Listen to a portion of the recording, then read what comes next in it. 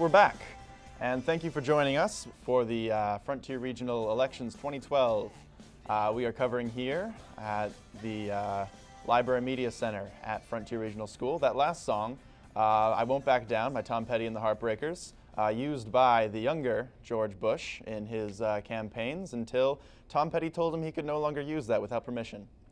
Now, you can, I really want to make this trend, guys, so I know you're all in the Twitter sphere. I believe that's what you call it. Hashtag FRS Elections 2012. You can look at the Frontier Community Television page at Frontier Community Television on Facebook. Now, we have another guest with us. And we'll let him introduce himself. Alex, my name is John O'Rourke. I'm the chairman of the Board of Selectmen for the town of Conway. All right. Now, as selectman for the town of Conway,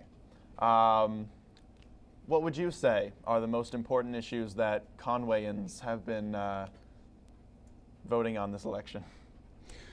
Well, certainly on the local level, the Senate campaign between Brown and Warner are it's very important. I think in Conway you're going to find that most of your voters are going to go for Warner.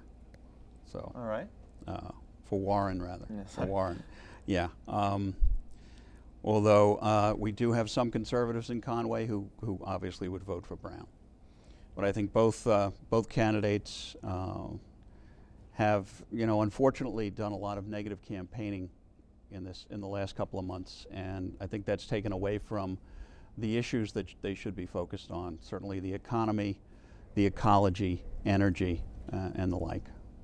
Do you think the negative campaigning would do anything to suppress voter turnout, maybe get people disenfranchised? Well, certainly I think people were tired of the negative campaigning, and there are a lot of people who are saying they're glad the campaign is over, and they're glad today's election day, and tomorrow they won't have to listen to political ads anymore. Until they listen to everyone that's either very thrilled or very disappointed with the outcome. That's for sure, yeah. All right. I'd like to ask you, what do you think is the most important issue in this election this year? Well, certainly, I think the economy is the #1 issue. We've had a tremendously slow growth in jobs over the last 5 years, and it's a really important issue to get this economy going, to get more jobs and more investment in our country. And unfortunately, we haven't been able to do that in the recent past with the current administration and certainly with the administration before that. The end of the Bush administration was a disaster. The Obama administration has not been that good. We've seen some slow growth in the job picture, but it has to be much, much better for this economy to move forward. All right. Now, you are also in a position on the Hampshire Council of Governments. Yes, I am. I'm Director of Electricity for the Hampshire Council of Governments, and essentially what we do, we buy electricity on the real-time and the day-ahead market, and we sell it for less than your major utilities, including WMECO and Nat Grid. We also are involved in green energy, solar projects. We're putting together a municipal aggregation that is before the Department of Public Utilities now, and that involves 28 towns in Western Massachusetts that want us to provide electricity for their residents and their businesses. We're expecting that the Department of Public Utilities will approve our petition for the aggregation by the end of this year. We also have at least 6 or 7 other towns that want to come into the aggregation. And again, that's to provide cheaper electricity for all those residents and businesses of those towns. Now, that's one part of what we're doing. We're also, again, involved in a number of solar projects, net metering for municipalities, and we're doing a solar lease program, and we also, sell electricity to municipalities. So all right. we cover all the bases. You say that you're working to provide electricity cheaply, and also using these solar projects. Yes. Would you say that the future in, say, solar or wind, is there a way to provide that at a cheaper cost? Well, certainly right now the renewable energy market is being subsidized by the state and the federal government. In time, the way things are going, those areas of renewable energy will be able to sustain themselves without subsidies. Massachusetts right now is the leader in the nation in terms of encouraging renewable energy resources, and it's tremendous what is happening in our state. The Patrick Murray administration have been very supportive of renewable energy, and it's really making a mark in the energy field right now, and we expect that we'll continue to lead the nation in the years to come. All right. Going with Hurricane Sandy, how do you think that Hurricane Sandy is going to play a role in terms of the way that we view energy usage in our country? In terms of, is there ways where if we had better energy sources, would there be less of an issue that we have now? Do you mean, would less people be out of power? Yes. Okay. Well, you know, don't forget you have the supply of energy, and you have the transmission of energy. And what the problem is with Sandy is you have transmission lines that have come down, and renewable sources are not going to help that situation, okay? Unless again you have your own solar array, and again in a storm that's not going to help you much, right? You know. Yeah. But certainly overall, you know, your renewable energy resources are the way to go for the long term. Going off of the power usage and blackouts and things like that, you're hearing a lot about smart grid technology in major cities and things like that. Is that something that would be feasible in this sort of region of Massachusetts?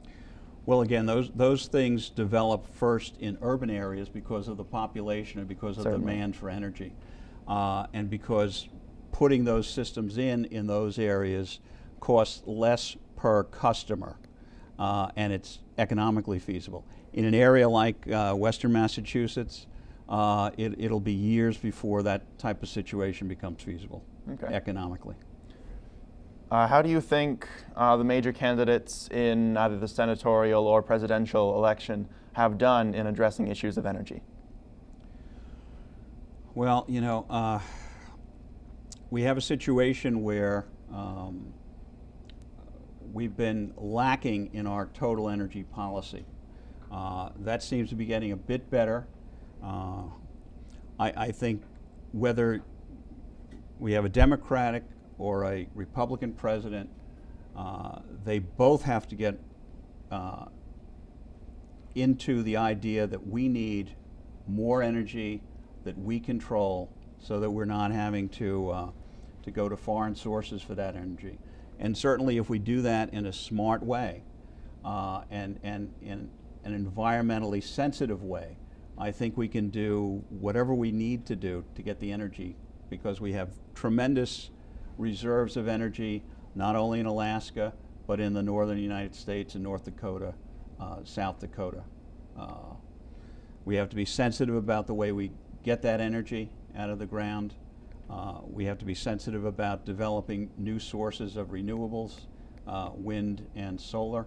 But certainly with a smart policy, we should be able to overcome our problems and our dependence on foreign energy sources. All right. I know there's been a lot of back and forth with the two main presidential candidates about oil and drilling in certain regions. And they both definitely say that we need to drill for more. There are some who say we should not. Would you support drilling, say, in the Gulf or in specific areas of wildlife in Alaska, more sensitive areas like that? I'm very attuned to the fact that we need to be environmentally and ecologically sensitive when we do these things. Our needs for energy are tremendous, and I think they can coexist. I think we can do it smartly and also be sensitive to the environment and the ecology. Have to be careful about that. I think we should be drilling where we need to drill, and again, take the steps necessary to make sure we're doing everything we can to protect the environment in those areas, as well as the wildlife and the ecology. All right. This is a quite off-topic question from where we were with energy. It's kind of backtracking to when we first discussed campaigning. What are your opinions on the campaign finance and the campaign advertisements that we've seen from both parties? Well, certainly campaign finance has gotten totally out of control. It's been reported that in this election, President Obama and Governor Romney have both spent close to $1 billion each. I believe the last election that George Bush campaigned in, he spent $200 million. So we're talking about a tremendous increase in campaign financing. I would like to see limited campaign financing for the presidential election. I'd like to see it publicly financed. I'd like to see each candidate get the same amount of money to do with as they please, but mostly to basically give people a real idea of where they stand on the issues, rather than the ads that are blue smoke and mirrors in many cases and are saying things that get off point. Okay, I think if we had a limited length of the campaign, maybe 90 days or 6 months, and we had limited funding for the candidates, I think there'd be a lot more good information being given to the people in terms of how they should be voting. Because right now, I think the negative campaigning, the length of the campaign, the money spent is all getting to the point of ridiculous. Would you say that this election has been more negative and more mudslinging than in past elections? Certainly, I think the local election, our local senatorial election, has been. I think the last 2 months of ads that I've seen for either side have been negative. And again, these people should be talking about the issues. They should be giving us more and better information. So I think the negative campaigning on the local level has certainly been intense. It's been there on the national level as well. How would you say that, should there be maybe regulations on how exactly advertisements should be in terms of mudslinging and throwing other people under buses? Well, okay, now you're getting into a kind of a free speech issue here.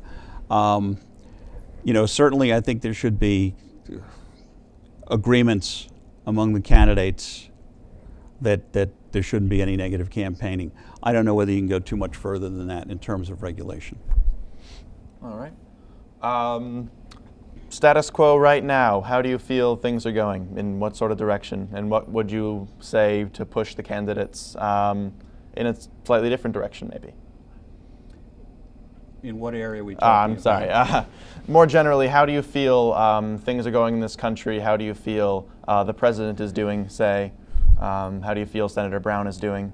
Okay, I think our economy right now is in serious trouble.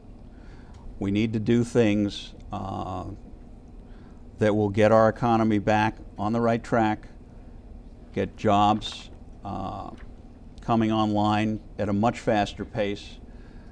We need to do something about the foreclosure situation in the real estate market, because the real estate market is one of the real drivers of the economy. And until we clear out the backlog of the foreclosures that are still coming online at a record pace, the economy is going to stay in a situation where we're not creating enough jobs. So economy is number one. We've got to go after our clean energy and renewable resources. We've certainly got to look at our health care situation and the cost of health care. All of these things are kind of interconnected, and we need to look at them on a bipartisan basis, not either a Democratic view or a Republican view, but a bipartisan basis that's best for the people of this nation. All right. Well, thank you, Mr. Selectman. Well, thank you, Alex. Thank Alexa, you for your time. thank you very much. It's very nice to have you here. Very nice to be here. And I believe we will go to more inspiring quotes or interviews or whatever we have on break.